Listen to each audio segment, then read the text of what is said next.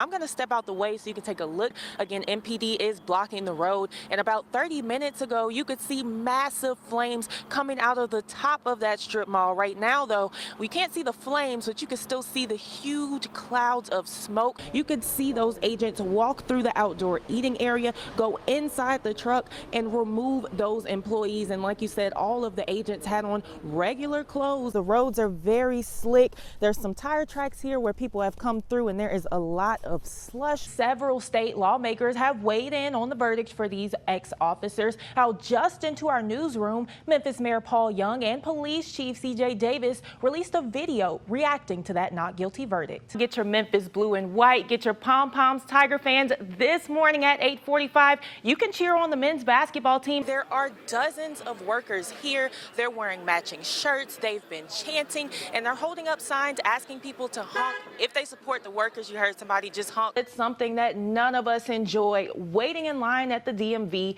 but wait times are getting even worse, all because of the new real ID requirements for travel in the U.S. There's one sheriff's deputy's car to my right, and there are more further down as Kendall Creek Drive is still blocked. As the sun has come up throughout this last hour, we've been able to see more and more of the damage. I'm gonna have you take a look here, how this siding is stuck to a board. I don't know if this came from one of these homes over here, or it could have even possibly come from this mobile home here where the entire roof is gone. Right now, we're taking a moment of silence to commemorate Dr. King.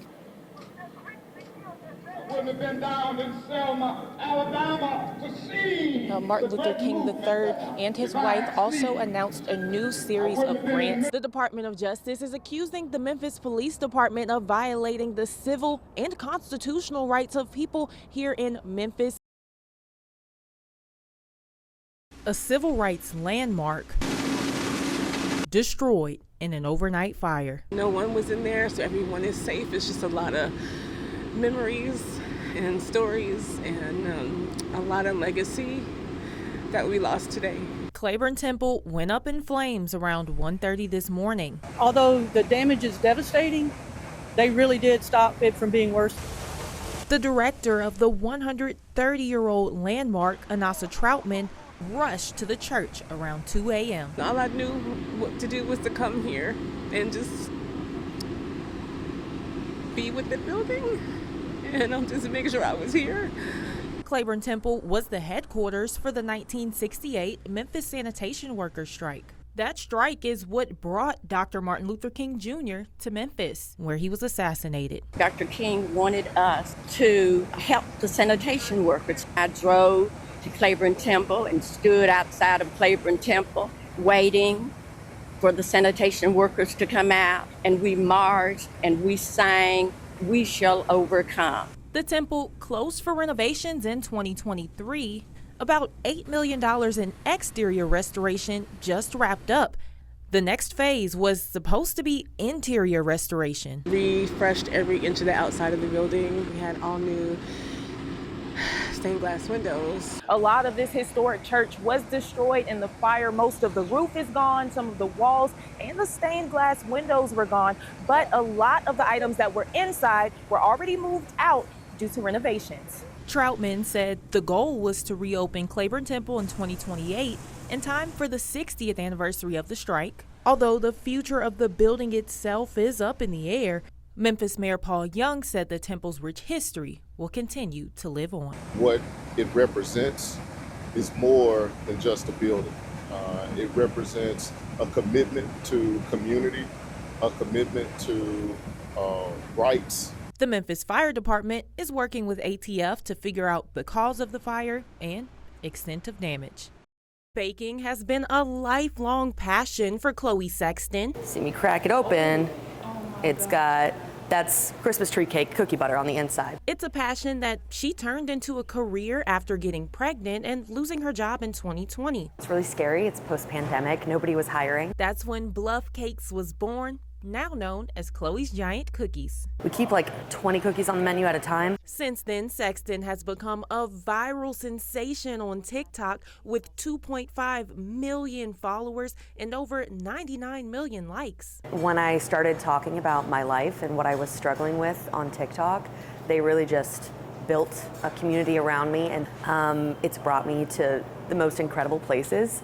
I never thought I'd sit on the Kelly Clarkson show. TikTok did that. Despite posting the same content across social media platforms, You guys have kept us so busy over the Christmas season. Sexton says TikTok has been her biggest revenue driver, giving her a global reach. The cookies have gone into the hands of celebrities and have put me in the spotlight. Now, Sexton is worried about her future with the app set to be banned Sunday. It puts us in a scary situation. She's one of 8 creators that filed a lawsuit in an attempt to save TikTok. Going to the Supreme Court. Those are 6 words I definitely never thought I would ever be saying. The case, accusing the federal government of suppressing free speech, was upheld by the U.S. Supreme Court Friday.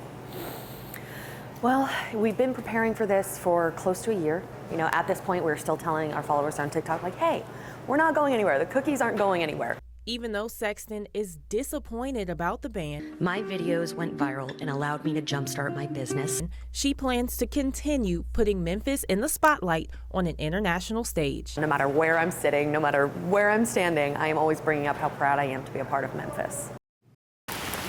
Deadly storms ripped through parts of McNairy County early Thursday morning, It happened so fast. leaving businesses and homes in the town of Selmer destroyed. Sammy Dow says he was in bed when part of his mobile home was thrown across the street. My bedroom was on this side over here, and it blew me over there where my mattress is at now. Trying to make sure I didn't get hurt too bad. Now his home and belongings are scattered across 2 different lots. Dow spent the morning sifting through the aftermath. I'm trying to find my wallet now, and my safe. Just a few miles down the road, This right here, we're guessing it's from the store over there. Thomas Davidson said quick thinking is how he and his family were able to survive the storm. I seen that car, my car, and that truck start to move, and then I immediately started shoving him and my mom into the bathroom. The walls was shaking. I thought the roof was gonna get ripped off. But as I walked in the door and I started shoving them, I didn't know it was that tree, but I seen the corner of the apartment just disappear. I'm not gonna lie, if it wasn't for him pulling me on top of them and holding me there, I'd probably be dead right now. Davidson was shocked when he got a closer look at the damage after the sun came up. I guess my car was spinning in circles because, I mean, my car did not look like that at all. Piles of debris are all over the town of Selmer, and along with those damaged and destroyed homes and businesses, there are also widespread power outages because poles have snapped. Despite the devastation, people in Selmer tell me they're just happy to be alive. I'm a survivor. I thank Jesus Christ, you know what I'm saying? He got me through it. He's got me here for a reason.